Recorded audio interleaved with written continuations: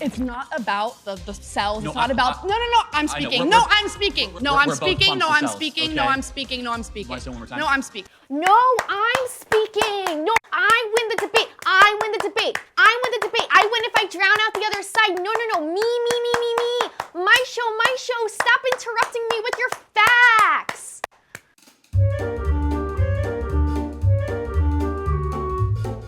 You're watching Woke of the Week with MRC-TV and Culture. I'm your host, Justine Brooke Murray. Adopting the personality and lifestyle of a modern-day leftist typically means you suffer from arrested development. We've heard the horror stories of the famous feral child who was locked away from civilization, deprived by her abusive parents from socializing like a human, and doomed to life as a perpetual zoo animal. In the case of the woke, perhaps their brain had been maturing just fine like a normal child until suddenly, around 8 years old, everything stopped. Something went awry along the way, a screw came loose, so they're doomed to life as a histrionic third grader. All right, listen, okay, listen. It tracks for this 30-something-year-old Karen who realized she doesn't have the mental capacity to win a pissing match with someone her own age. Instead, she thought, why not howl nonsensically in their 4-year-old's face?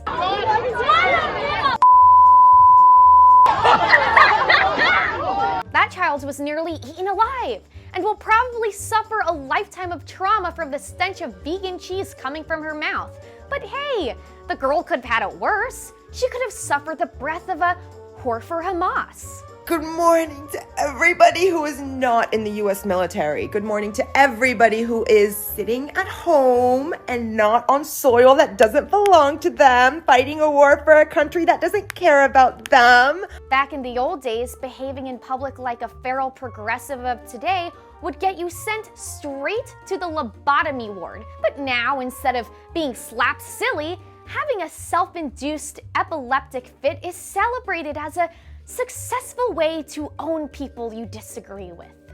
That's because for the leftists of my generation, like the feral child, their arrested development is typically the fault of their sheltering parents. Add that to the excessive coddling by the school systems consumed by tribalism, spineless adults frightened to say no, and a pop culture telling us we must affirm all adolescent behavior because brains don't solidify until everyone is 26. Gee, Alexander the Great was on his way to conquer the known world by then, while apparently his brain was less than a hardened jello mold. Oh, wait, I forgot. Sorry, we're not allowed to emulate that level of achievement anymore because... That's just the patriarchy. Instead, I'm gonna talk about a dynasty that I actually look up to.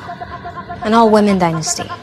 Women of color, gay women, women who fight for social justice. And men who want to prove how manly and definitely not a woman they are by randomly announcing to everyone that... I've got a vagina. Hey, she's not alone. This guy also likely has a vagina. There's no doubt that this venue was chosen for a reason. Do me a favor, Google Madison Square Garden, 1939.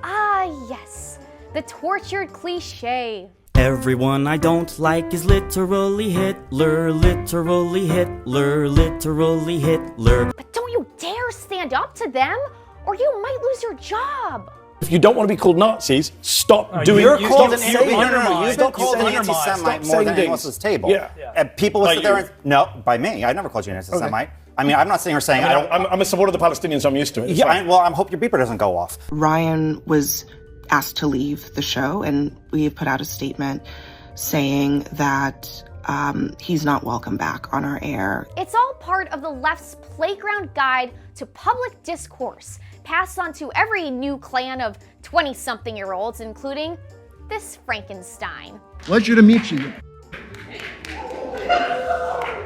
What better way to win an argument than by giving your best boy meets world impression and flipping your chair around the way you think an authoritative dude would. Wow, okay, we're gonna take this chair. Look at that. Hey, Ben. Like a bro. And the rest of these ADHD freaks on steroids are receiving widespread internet praise for owning Ben Shapiro because they are mind-numbingly irreverent and pointless, but part of the cool freak show who appointed themselves as the gatekeepers of society's Overton window of thought. The same people in charge of what the rest of us is allowed to say have devolved public discourse into a farting contest.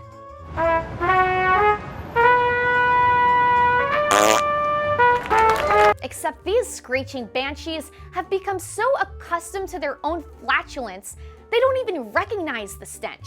To them, it's never about making a point or communicating ideas. It's about posturing, blurting out pop culture references, and shooting quick glances toward your buddies of clapping seals as if they're part of some cool inside joke. A dynasty that makes Alexander the Great look like Alexander the... Okay.